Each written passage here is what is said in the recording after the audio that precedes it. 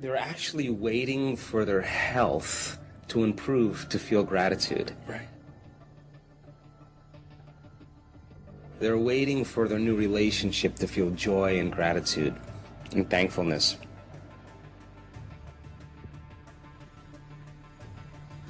They're waiting for the new career to happen. And once it happens, then they celebrate and feel gratitude. Well, if you believe that your thoughts and feelings produce an effect in your life, and you're living in the lack every single day waiting for it to happen, you're separate from the experience, right? So if you think about the emotional signature of gratitude, when you are receiving something that you like, that's pleasurable, you've just gotten or received something that is pleasurable, something just happened to you, or something's happening to you that you like, you say thank you, you feel gratitude. So the emotional signature of gratitude is that something has already happened. And it is the absolute perfect state of receiving. It is the absolute state of receivership. So here's an example. A person gets a diagnosis. The diagnosis is something like cancer. The first moment they hear that word, they feel fear.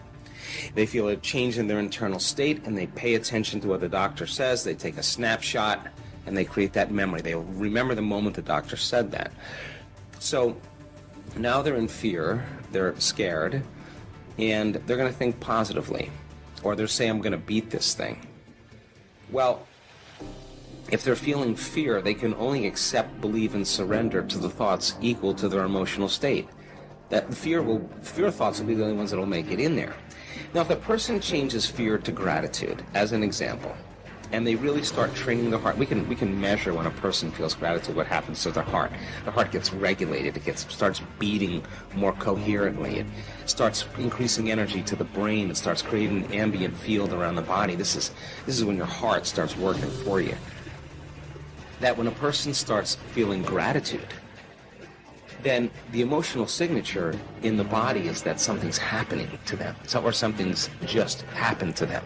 So if you're in a state of gratitude, you're in a state of receiving, then the thoughts that you think will make it to the body and program the autonomic nervous system into a different destiny. So just in 4 days, we found that when people, 10 minutes a day, for 4 days, traded anger, frustration, fear, all those limited emotions for gratitude, that their immune system improved by 50%. They made immunoglobulins that made their body stronger. Now that's, if a pharmaceutical company had a drug that could strengthen immunoglobulin A in your body, it would be on every television commercial during the news, and yet your body, your nervous system's the greatest pharmacist there is. So then, your body is objective. It's your unconscious mind. It doesn't know the difference between a real-life experience that creates an emotion and the emotion that you're creating by thought alone. So if your body is feeling gratitude, it's believing that something's happening to you. So in the beginning you go, well, I'm going to try gratitude, and then you think, well, this feels really weird. Why would I give gratitude until it happens? Well, because that's how you've been hypnotized. You've been programmed that way. But what if you change it around? The moment you feel gratitude, your healing begins. The moment you feel grateful for your life is going to change. Now you're causing an effect. So we have to embrace the emotion before it happens. Now, why?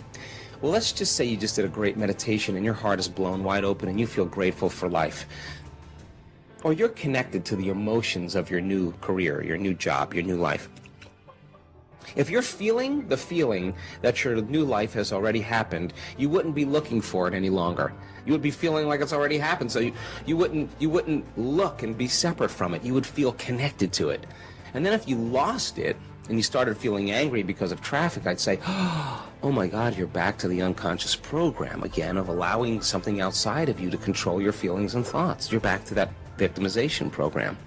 So then when you start playing this game, and you catch yourself and you self-correct, and you get back into gratitude and feeling it, then your body is no longer preoccupied with when it's going to happen or where it's going to happen. If you feel it, it feels like it's already happened. Where you place your attention is where you place your energy. So if you have all of your attention in the present moment, you're conserving a lot of energy to create with. If I'm talking to you and you're thinking about where you're going to go for lunch and who you're going to go with and how you're going to get there, and I'm talking to you, you left the present moment and your attention went to some future. And your energy will go down, and you won't be able to comprehend what I said. If you start thinking about what you should have said at the staff meeting 3 days ago, and I'm talking to you and your mind is back in the past, you're siphoning energy out of the present moment into the past. So people are constantly siphoning their energy into a familiar past or a predictable future because that's where their attention is.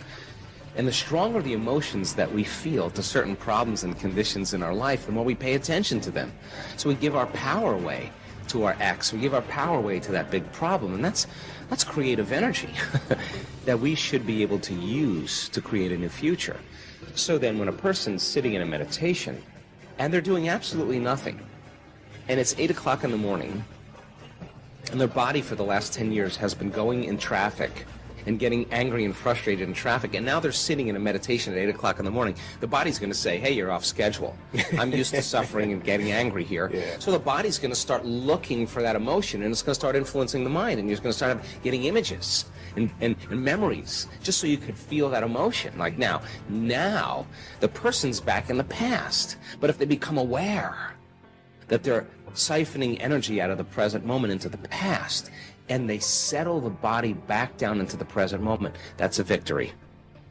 So there's too many variables to this 21 days change a habit thing. It's a very individual process. I have worked on things in my life for years. Finally, I just said, I'm so happy I don't want it any longer. That's the moment it happened. So, it's difficult to give an answer to that because there's too many different variables, and I don't want to mislead people. But what I do know is that it's happening in a shorter amount of time because the collective consciousness, a group of people, are all moving in one direction, and they're taking people with them. They're laying footprints down for others to step into. And do I think it's going to happen more? Do I think it's going to be the new normal? That's my hope. Information is so readily available in our world right now that in an age of information, ignorance is a choice. So you don't need an authority to gain information any longer. You don't need a priest. You don't need a governor. You don't need a doctor. You don't need a teacher. You can access information at your fingertips. So then as you begin to discern the information with discernment, the proper and right information, you begin to develop some type of empowerment because all of a sudden you're seeing possibilities that you never saw before without that information. So you wake up, you become more aware.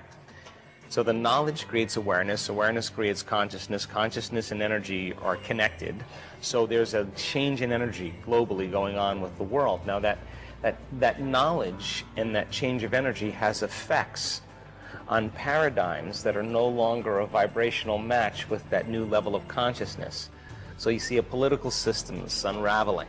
You see economic systems unraveling. They're unspiraling, they're unraveling. They can't sustain themselves with this new energy. You see journalism, the environment, education, religion, medicine, it's all unraveling because something greater has to come as a result of a change in consciousness. Now, no victims here, because you and I negotiated from a soul level to be here at this time. This is the time we've been waiting for. This is where it's happening in the Milky Way. It's happening here because there's a true coming of a new consciousness. It's not one person that's coming. It's a group, it's a collective consciousness that's emerging. And emergence is one mind, one heart. And the way you control people is you give them misinformation based on emotions. You control people by controlling their emotions. And media and television and advertisement is a great seduction. That people can watch the news and get really angry, then change the channel and watch a football game and get very excited, then change the channel and watch a sitcom and laugh, and change the channel and watch a drama, and you can change your emotional state because of technology. So then it means then most people are relying consciously or subconsciously on things outside of them to make them feel a certain way. And yet, because there's such a persistence in this energy, when the feeling goes away from that stimulation, here comes that other feeling again. And the energy is accelerating those feelings. So you can talk about the consciousness of the planet, you can talk about solar flares, coronal ejections, the center of the universe lining up, all these end of a cycle, all of this energy is endorsing who you're being, period. So you want to be a victim? Get ready. The energy is going to support you in that. You are going to live it fully. If you're truly engaged in human transformation, and you're truly engaged in opening your heart, truly engaged in the supernatural and the mystical, and you're sincere, that energy is going to thrust you to that outcome, to that end.